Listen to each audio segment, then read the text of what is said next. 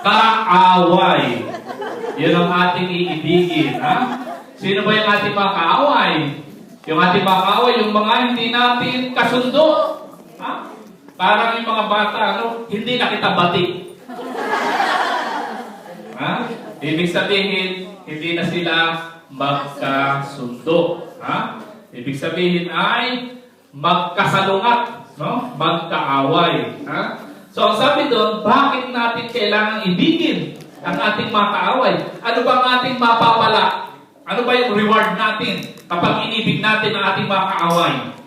Sige nga. Tayo doon sa ating binasa. Ha? Ang sabi doon sa ating binasa sa verse 35, kung iibigin daw natin ang ating mga kaaway, ano ang sabi doon?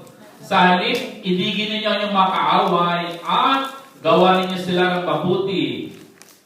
Upang sa gayon, malaking gantimpala ang tatamuhin ninyo at kayo magiging mga anak ng kataas-taasan. Amen. Una, malaking gantimpala. Sino ang gusto ng malaking gantimpala? Siyempre lahat tayo dyan. Basta gantimpala, pagpapala, dalawang kamay pa, pati dalawang paa. Bakit? Yan ang gusto natin. Amen.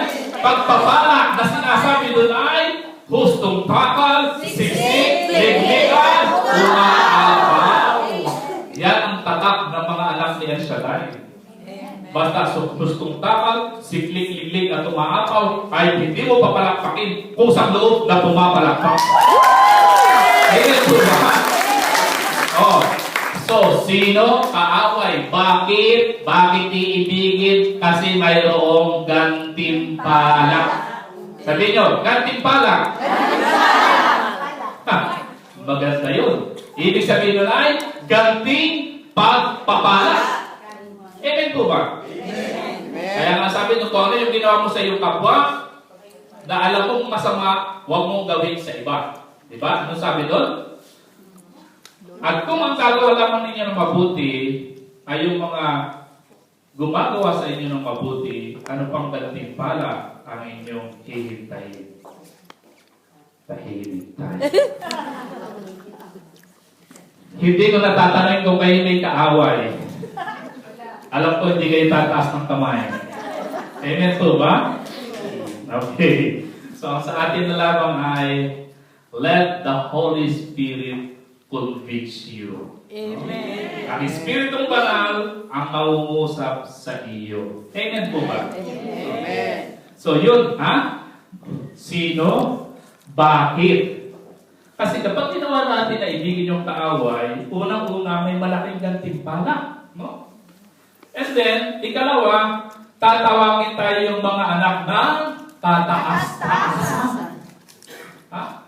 Ibig sabihin, kapag hindi natin ibibig yung kaaway, kabaligtaran nun ang mangyayari.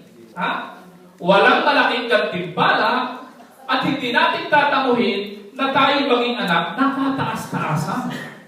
Ay, naku po kapatid ko. Mahirap yun. No? Hindi ka na natatanggap ng malaking gantimpala. Hindi ka pa tatawagin anak ng kataas-taasan. Ibig sabihin, magiging anak ka na kababaan, nasa ilalim ng lupa. Yung nasa ilalim ng lupa, yun yung mga masasamang espiritu. Nuno. Yeah. Kasama, nuno na ako.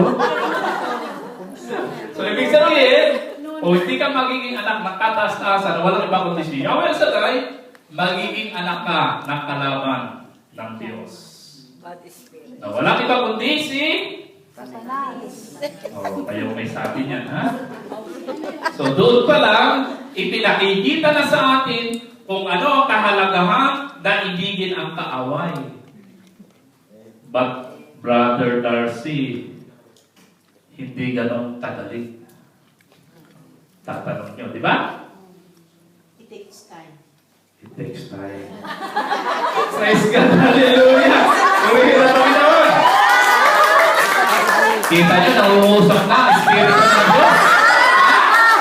Nangungusap sa iyo, kapatid.